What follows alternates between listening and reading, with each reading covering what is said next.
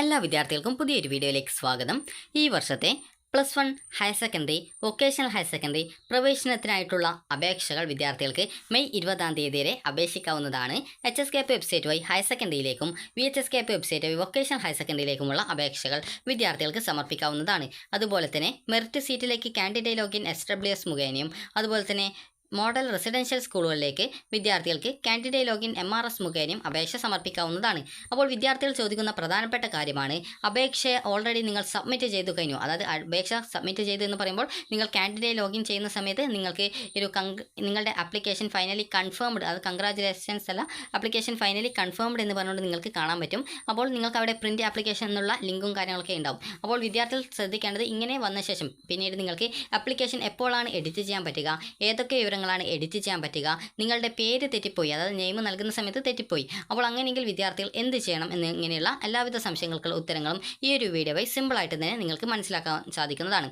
അപ്പോൾ ആദ്യം തന്നെ വിദ്യാർത്ഥികൾ ശ്രദ്ധിക്കേണ്ട പ്രധാനപ്പെട്ട കാര്യം, നിങ്ങൾ ഓൾറെഡി ആപ്ലിക്കേഷൻ കൺഫർമേഷൻ ചെയ്തു കഴിഞ്ഞു, നിങ്ങൾക്കുള്ള കോഴ്സ് അതുപോലെ തന്നെ സ്കൂളുകൾ എന്നിവയൊക്കെ നിങ്ങൾ ഓപ്ഷൻസ് ആയിട്ട് നൽകി കഴിഞ്ഞു. ഇനി ഈ ഒരു നൽകിയിട്ടുള്ള ആ ഒരു കോഴ്സും അതുപോലെ തന്നെ സ്കൂളും നിങ്ങൾക്ക് മാറ്റണമെങ്കിലോ അല്ലെങ്കിൽ പുതുതായിട്ട് മറ്റൊരു സ്കൂളും മറ്റൊരു കോഴ്സും ഒക്കെ നൽകണമെങ്കിലോ നിങ്ങൾക്ക് സാധിക്കുന്നതാണ്. അപ്പോൾ എപ്പോഴാണ് സാധിക്കുക എന്ന് ചോദിച്ചാൽ ട്രയൽ അലോട്ട്മെൻറ്റ് സമയത്താണ് നിങ്ങൾക്ക് സാധിക്കുക. അതായത് ട്രയൽ അലോട്ട്മെൻറ്റ് വന്നു കഴിഞ്ഞാൽ നിങ്ങൾക്ക് അത് ട്രയൽ അലോട്ട്മെൻറ്റ് മെയ് 24-ാം തീയതിയാണ് വരിക.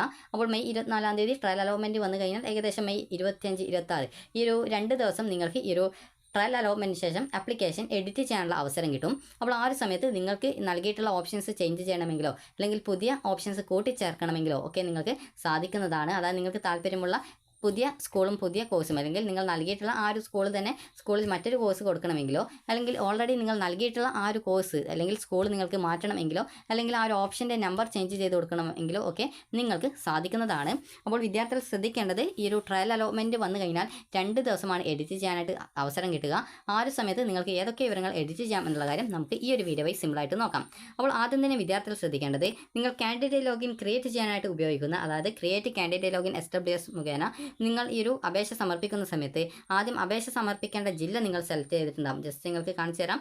അതായത് കാൻഡിഡേറ്റ് ലോഗിൻ ക്രിയേറ്റ് ചെയ്യുന്ന സമയത്ത് നിങ്ങൾ ഇതുപോലെ ജില്ല സെലക്ട് ചെയ്തിട്ടുണ്ടാകും, ഏത് ജില്ലയിലാണ് നിങ്ങൾ അപേക്ഷിക്കുന്നത്. അങ്ങനെ നിങ്ങൾക്ക് ആവശ്യമുള്ളവർക്ക് ഒന്നിലധികം ജില്ല വേണമെങ്കിൽ അപേക്ഷ സമർപ്പിക്കാം. അപ്പോൾ നിങ്ങൾ അപേക്ഷ സമർപ്പിക്കുമ്പോൾ സെലക്ട് ചെയ്യുന്ന സ്കീം, അതുപോലെ തന്നെ രജിസ്ട്രേഷൻ നമ്പർ, അതുപോലെ നിങ്ങളുടെ പേര്, അതുപോലെ തന്നെ ഏത് മാസമാണ് പാസ്സായിട്ടുള്ളത്, അതുപോലെ തന്നെ ഏത് വർഷമാണ് പാസ്സായിട്ടുള്ളത്, അതുപോലെ ഡേറ്റ് ഓഫ് ബർത്ത്, നിങ്ങളുടെ മൊബൈൽ നമ്പർ, അതുപോലെ തന്നെ നിങ്ങൾ എങ്ങനെയാണ് അപേക്ഷ സമർപ്പിച്ചത്, സെൽഫാണോ സ്കൂൾ ഹെൽപ്പ് ഡെസ്ക് ആണോ അതറാണോ, ഇത്രയും വിവരങ്ങൾ നിങ്ങൾക്ക് യാതൊരു കാരണവശാലും എഡിറ്റ് ചെയ്യാനോ തിരുത്താനോ സാധിക്കുന്നതല്ല. അതായത് നിങ്ങൾ ഡീറ്റെയിൽസ് നൽകുന്ന സമയത്ത് ഇവിടെ സബ്മിറ്റിൽ ക്ലിക്ക് ചെയ്യും മുമ്പായിട്ട് നിങ്ങൾ നൽകിയ ഡീറ്റെയിൽസ് ഒക്കെ കൃത്യമാണ് എന്നുള്ളത് ഉറപ്പുവരുത്തണം. ഈ ഒരു കാര്യങ്ങളൊക്കെ തെറ്റിക്കഴിഞ്ഞാൽ പിന്നീട് നിങ്ങൾക്ക് എഡിറ്റ് ചെയ്യാനായിട്ട് പറ്റത്തില്ല. ഇവിടെ സബ്മിറ്റ് ചെയ്ത് കഴിഞ്ഞാലും പിന്നീട് നിങ്ങളുടെ ഫോണിലേക്ക് വരുന്ന OTP വരാനുള്ള ഭാഗമുണ്ട്. അതായത് സെൻഡ് OTP എന്നുള്ള ബട്ടണാണ് ഈ സബ്മിറ്റിന് ശേഷമുള്ള അടുത്ത പേജിൽ കാണിക്കുക. അപ്പോൾ നിങ്ങൾ നൽകിയ വിവരങ്ങൾ എന്തെങ്കിലും തെറ്റ് ഉണ്ട് എങ്കിൽ നിങ്ങൾ ചെയ്യേണ്ടത് നേരെ ഹോം പേജിലേക്ക് പോകുക, അല്ലെങ്കിൽ നിങ്ങൾ ഫോൺ വഴിയോ അല്ലെങ്കിൽ കമ്പ്യൂട്ടർ വഴിയോ ആണ് അപേക്ഷിക്കുന്നതെങ്കിൽ ബാക്ക് ബട്ടൺ അടിച്ചുകൊണ്ട് ബാക്കിലേക്ക് വരിക. അതായത് ഈ പേജിലേക്ക് വരിക, അതല്ലെങ്കിൽ ഹോം പേജിലേക്ക് പോവുകയാണ് ചെയ്യുക. അപ്പോൾ ആ ഒരു പേജിൽ വന്നിട്ട് വീണ്ടും ക്രിയേറ്റ് കാൻഡിഡേറ്റ് ലോഗിൻ SWS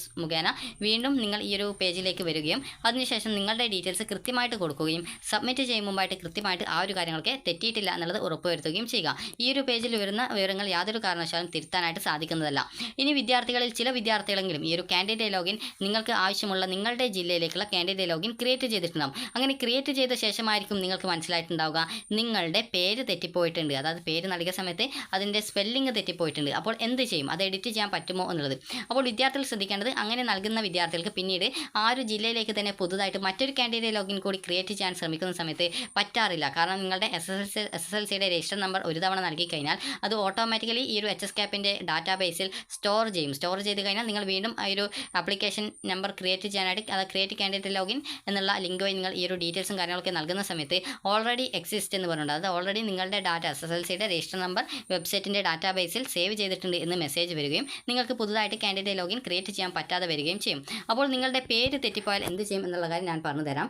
പേര് തെറ്റിപ്പോയാൽ നിങ്ങൾ ചെയ്യേണ്ടത്, നിങ്ങൾക്ക് എഡിറ്റ് ചെയ്യാൻ പറ്റാത്തത് കൊണ്ട് തന്നെ നിങ്ങൾക്ക് അലോട്ട്മെൻറ്റ് ഏതെങ്കിലും സ്കൂളിൽ കിട്ടിക്കഴിഞ്ഞാൽ നിങ്ങൾ അഡ്മിഷൻ നേടാനായിട്ട് പോകുന്ന സമയത്ത് നിങ്ങൾ സ്കൂളിലേക്ക് പോകുമ്പോൾ നിങ്ങളുടെ പേര് തെളിയിക്കുന്ന ഏതെങ്കിലും ഒരു ഡോക്യുമെൻറ്റ്സ് എടുക്കുക. അതായത് നിങ്ങളുടെ ജനനത്തീയതി, അതായത് നിങ്ങളുടെ പേര് തെളിയിക്കാൻ ആവശ്യമായിട്ട് നിങ്ങളുടെ ഡേറ്റ് ഓഫ് ബർത്ത് സർട്ടിഫിക്കറ്റ്, അതായത് ജനന സർട്ടിഫിക്കറ്റ്, അതല്ലെങ്കിൽ SSLC സർട്ടിഫിക്കറ്റ് കിട്ടിയിട്ടുണ്ടെങ്കിൽ അതിൽ കൃത്യമായിട്ട് നിങ്ങളുടെ പേരുണ്ടാവും. അപ്പോൾ ആ ഒരു SSLC സർട്ടിഫിക്കറ്റ് നിങ്ങൾക്ക് നിങ്ങളുടെ പേര് കറക്റ്റായിട്ട് തിരുത്തുന്നതിനായിട്ട് നിങ്ങൾക്കിത് ഉപയോഗിക്കാവുന്നതാണ്. നിലവിൽ നിങ്ങളുടെ ആപ്ലിക്കേഷനിൽ പ്രത്യേകിച്ച് എഡിറ്റുകൾ പേരിൽ വരുത്താൻ പറ്റത്തില്ല. അതുകൊണ്ട് തന്നെ അലോട്ട്മെൻറ്റ് കിട്ടുന്ന സമയത്ത്, നിങ്ങൾ സ്കൂളിൽ അഡ്മിഷനായിട്ട് പോകുന്ന സമയത്ത് നിങ്ങൾ നിങ്ങളുടെ ജനന സർട്ടിഫിക്കറ്റോ അതല്ലെങ്കിൽ SSLC സർട്ടിഫിക്കറ്റോ കൊണ്ടുപോവുക. അപ്പോൾ ആ ഒരു സമയത്ത് നിങ്ങളുടെ പേര് കൃത്യമായിട്ട് അവിടെ നിന്ന് അവിടുത്തെ രജിസ്റ്ററിൽ +1 അഡ്മിഷൻ്റെ രജിസ്റ്ററിൽ കൃത്യമായിട്ട് രേഖപ്പെടുത്തുന്നത് ആയിരിക്കും. അതുകൊണ്ട് തന്നെ വിദ്യാർത്ഥികൾ ഒട്ടും പേടിക്കേണ്ട യാതൊരുവിധ ആവശ്യമില്ല. ഇനി നിങ്ങൾക്ക് മറ്റു വിവരങ്ങൾ എന്തൊക്കെയാണ് തിരുത്താൻ പറ്റുക നോക്കാം.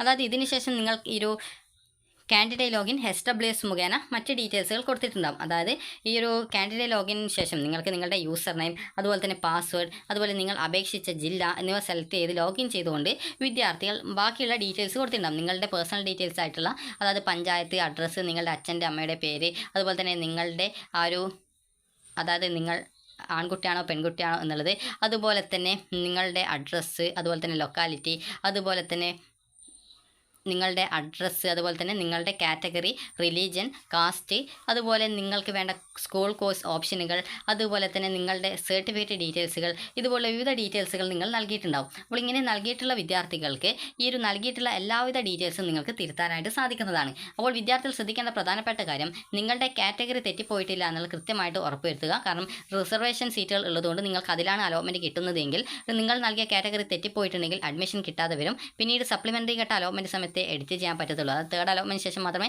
പിന്നീട് എഡിറ്റ് ചെയ്യാൻ പറ്റത്തുള്ളൂ. അതുകൊണ്ട് തന്നെ നിങ്ങളുടെ കാറ്റഗറി നൽകിയത് കറക്റ്റ് ആണോ എന്നത് കൃത്യമായിട്ട് പരിശോധിക്കുക. അതുപോലെ തന്നെ നിങ്ങൾ നൽകിയിട്ടുള്ള സ്കൂൾ കോഴ്സ് എന്നിവയൊക്കെ കൃത്യമായിട്ട് നിങ്ങൾക്ക് പരിഹരിക്കാനായിട്ട്, അതായത് അത് കൃത്യമായിട്ട് മാറ്റാൻ, അതായത് പുതിയ വേണമെങ്കിൽ പുതിയ ആഡ് ചെയ്ത് കൊടുക്കാം. അതുപോലെ നൽകിയ ഏതെങ്കിലും ഓപ്ഷൻസ് റിമൂവ് ചെയ്യണമെങ്കിൽ അങ്ങനെ ചെയ്യാം. നൽകിയ ഓപ്ഷൻ്റെ സ്ഥാനം ചേഞ്ച് ചെയ്ത് കൊടുക്കണമെങ്കിൽ അങ്ങനെ ചെയ്യാം. അതുപോലെ തന്നെ കോഴ്സുകൾ പുതുതായിട്ട് പുതിയ സ്കൂൾ, പുതിയ കോഴ്സ് എന്നിവ ഒന്നാമതായിട്ടോ അല്ലെങ്കിൽ നിങ്ങൾ നൽകിയതിൻ്റെ കണ്ടിന്യൂഷനായിട്ട് കൊടുക്കുകയാണെങ്കിലോ സാധിക്കാം. അതായത് എല്ലാ വിധത്തിലുള്ള എഡിറ്റും നിങ്ങൾക്ക് ചെയ്യാനായിട്ട്, അതായത് കാൻഡിഡേറ്റ് ലോഗിന് ശേഷം നിങ്ങൾ എന്തൊക്കെയാണ് അപ്ലൈ ഓൺലൈൻ ക്ലിക്ക് ചെയ്ത് നൽകിയിട്ടുള്ളത്, ആ ഒരു എല്ലാവിധ ഡീറ്റെയിൽസും നിങ്ങൾക്ക് തിരുത്താൻ പറ്റും. അതായത് നിങ്ങൾ നൽകിയിട്ടുള്ള സ്കൂൾ, കോഴ്സ് എന്നിവ ഉൾപ്പെടെ നിങ്ങൾക്ക് ലോഗിൻ ചെയ്തുകൊണ്ട് എഡിറ്റ് ചെയ്യാൻ പറ്റുന്നതാണ്. അപ്പോൾ വിദ്യാർത്ഥികൾ പ്രധാനമായിട്ടും ശ്രദ്ധിക്കേണ്ടത്, ഒരു വിദ്യാർത്ഥിക്ക് എഡിറ്റ് ചെയ്യാനായിട്ട് ഈ ഒരു ട്രയൽ അലോട്ട്മെൻറ്റിന് ശേഷം 2 ദിവസം സമയം കിട്ടുമെന്ന് പറഞ്ഞു. എന്നാൽ നിങ്ങൾക്ക് അതായത് കുറേ പ്രാവശ്യം എഡിറ്റ് ചെയ്യാൻ സമയം കിട്ടും എന്നല്ല പറഞ്ഞിട്ടുള്ളത്.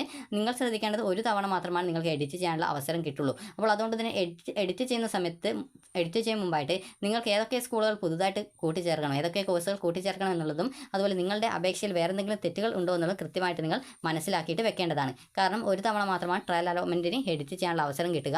അതായത് ഒരു തവണ നിങ്ങൾ ആപ്ലിക്കേഷൻ ഓപ്പൺ ചെയ്ത് നിങ്ങൾക്ക് വേണ്ട എഡിറ്റും കാര്യങ്ങളൊക്കെ ചെയ്തു, പിന്നീട് കൺഫർമേഷൻ ചെയ്ത് കഴിഞ്ഞാൽ നിങ്ങൾക്ക് പിന്നീട് എഡിറ്റ് ചെയ്യാനുള്ള ഓപ്ഷൻ ഉണ്ടാവില്ല. പ്രിൻറ്റ് ആപ്ലിക്കേഷൻ എന്നുള്ള ഒരു ഓപ്ഷൻ മാത്രമേ വെബ്സൈറ്റിൽ ഉണ്ടാവുള്ളൂ. അതുകൊണ്ട് തന്നെ നിങ്ങൾ ശ്രദ്ധിക്കേണ്ടത്, എഡിറ്റ് ചെയ്യും മുമ്പായിട്ട് എന്തൊക്കെയാണ് എഡിറ്റ് ചെയ്യേണ്ടത് എന്നുള്ളത് കൃത്യമായിട്ട് മനസ്സിലാക്കുകയും എല്ലാവിധ എഡിറ്റും കാര്യങ്ങളൊക്കെ ചെയ്തു എന്ന് ഉറപ്പുവരുത്തിയ ശേഷം മാത്രം കൺഫർമേഷൻ ചെയ്യുകയും ചെയ്യുക.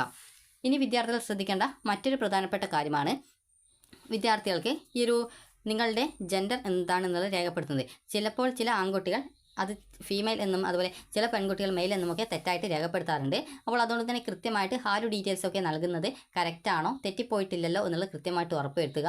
കാരണം മുൻ വർഷം ഒരു വിദ്യാർത്ഥി ഈ ഒരു രീതിയിൽ അറിയാതെ ഫീമെയിൽ എന്നുള്ളതിന് പകരം മെയിൽ എന്ന് രേഖപ്പെടുത്തിയിട്ടുണ്ടായിരുന്നു.